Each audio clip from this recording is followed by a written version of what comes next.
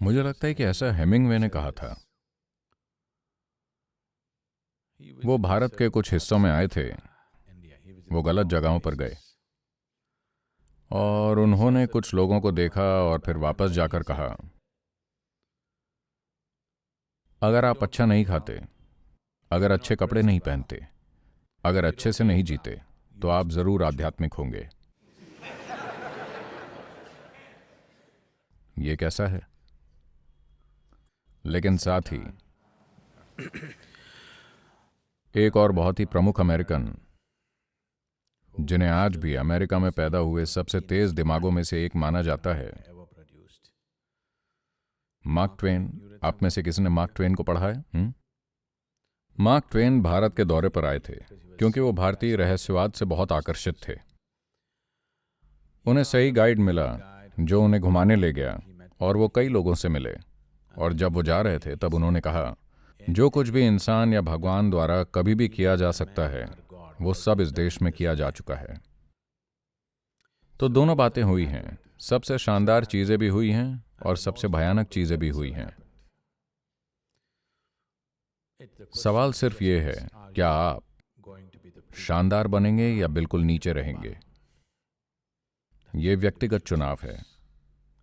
लेकिन अब ये चुनाव करने में कि मैं क्या करूं, मैं कहां जाऊं, लोग इसे और अधिक जटिल और अधिक भ्रामक बना रहे हैं।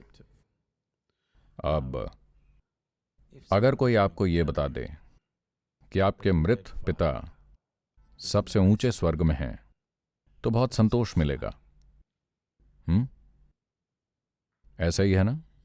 और अगर कोई आपको ये बता दे आपकी सास नरक में है, देखिए,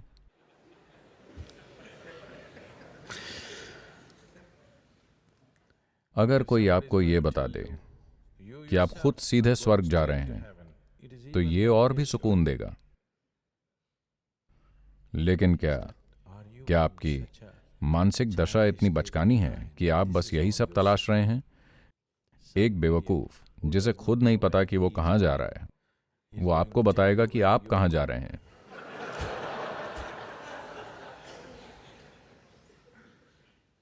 क्या आप यही सब तलाश कर रहे हैं? तो ये एक ऐसा फैसला है जो आपको करना है। क्या मैं सांत्वना ढूंढ रहा हूं या समाधान ढूंढ रहा हूं? अगर आप समाधान खोज रहे हैं तो ये एक अलग खेल है। अगर सांत्वना ढूंढ रहे हैं तो वो अलग खेल है। सांत्वना बस सस्ती मनोचिकित्सा है।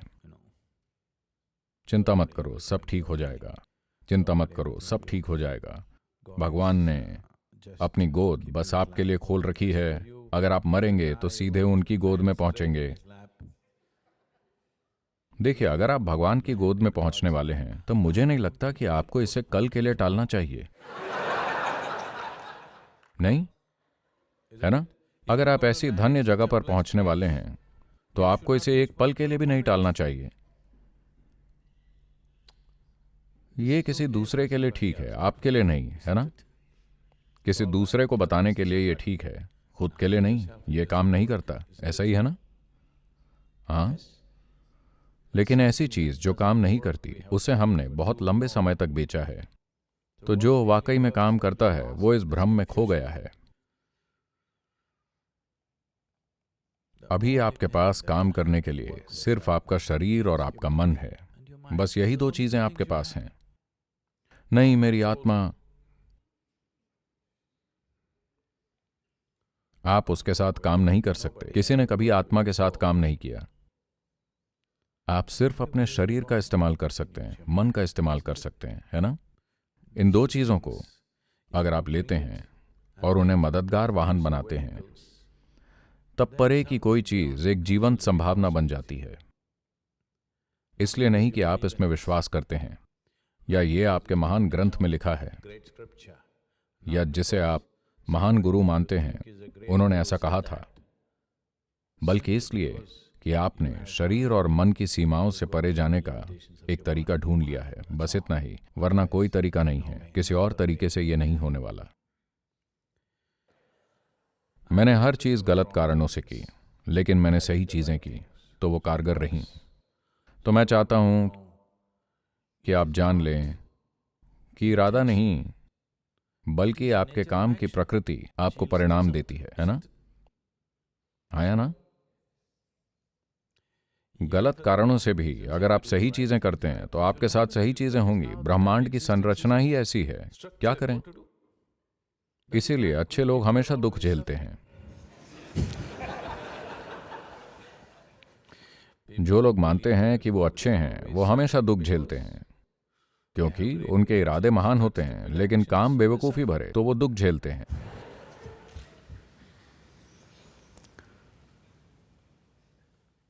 तो ये सही और गलत, अच्छे और बुरे की ये पूरी सोच, ये सब इंसानी बकवास है। अस्तित्व मानव केंद्रित नहीं है। उन्होंने हमेशा आपको बताया है, दुनिया के कई धर्म लोगों को ये बताते घूम रहे हैं कि आपको भगवान की ही छवि में रचा गया है, और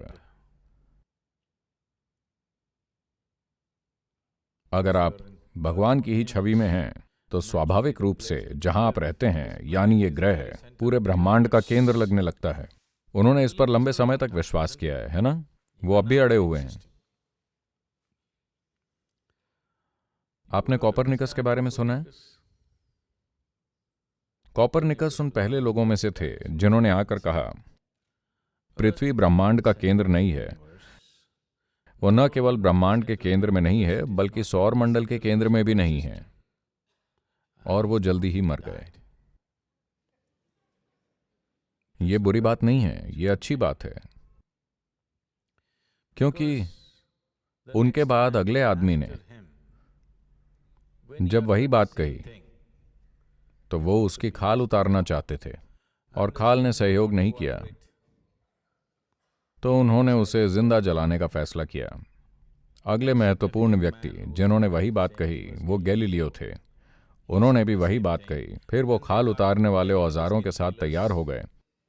फिर गैलीलियो ने कहा, नहीं नहीं नहीं नहीं नहीं, पृथ्वी ब्रह्मांड और सृष्टि का केंद्र है, मुझे क्या दिक्कत है?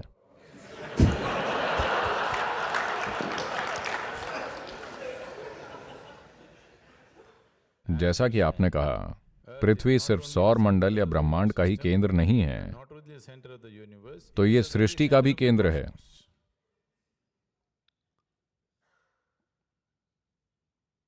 वैसे भी मुझे नहीं पता कि सृष्टि का केंद्र क्या है।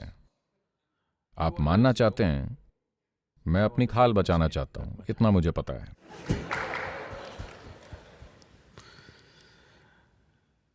तो आज विज्ञान ने आपके लिए यह साबित कर दिया है कि पृथ्वी निश्चित रूप से सौर मंडल का केंद्र नहीं है। ब्रह्मांड में आप बस एक सूक्ष्म बिंदु हैं।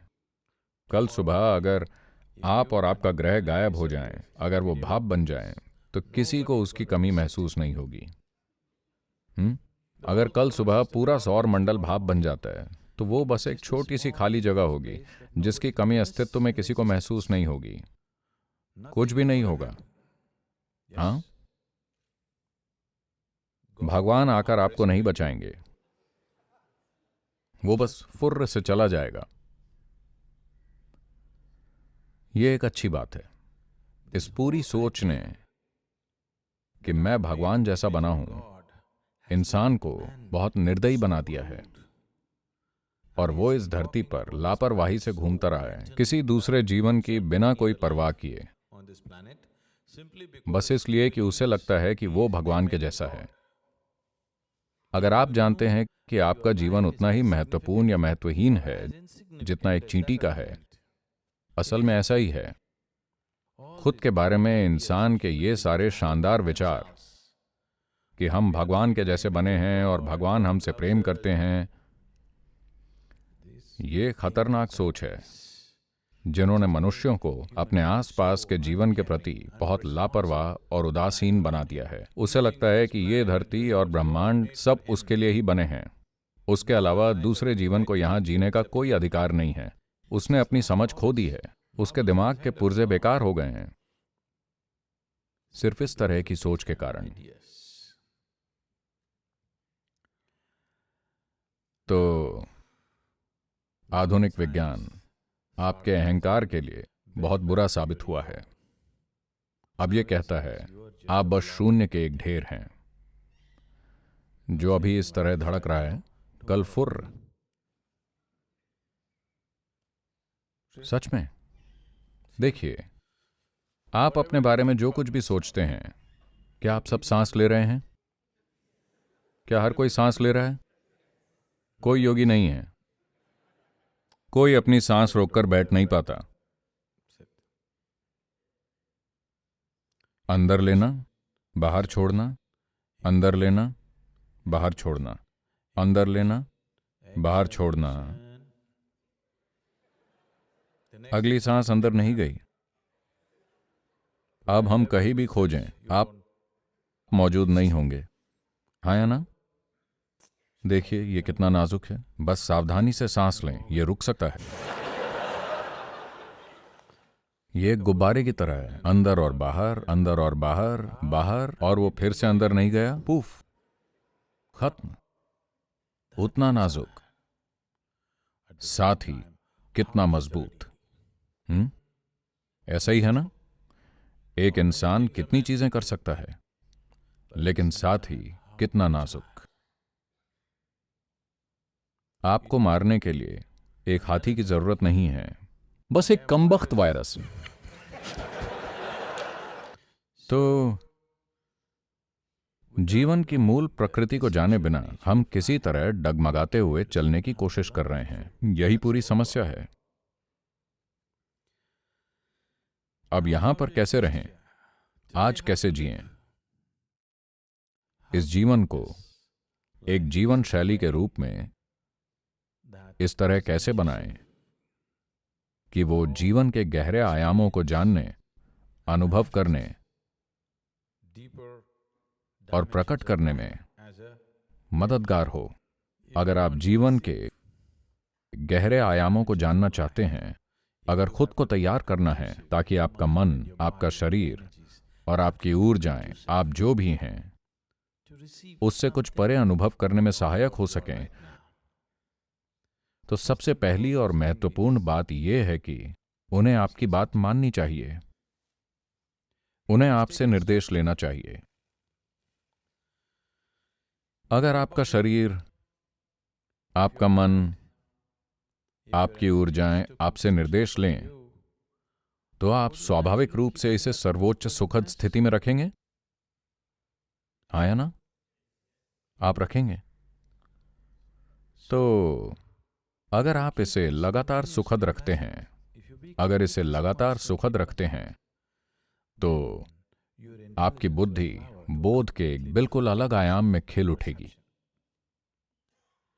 अब जब आप कोई मुद्दा नहीं रहते, जब आप खुद कोई मुद्दा नहीं हैं, बाहर लाखों मुद्दे हैं, लेकिन आप खुद मुद्दा नहीं हैं, आप बिल्कुल ठीक हैं। अगर आप ऐसे बन जाते हैं तो आप ग्रहणशील बन जाते हैं। तो योग प्रणालियां हमेशा आनंद, परमानंद, इन सब चीजों के बारे में बात करती रही हैं।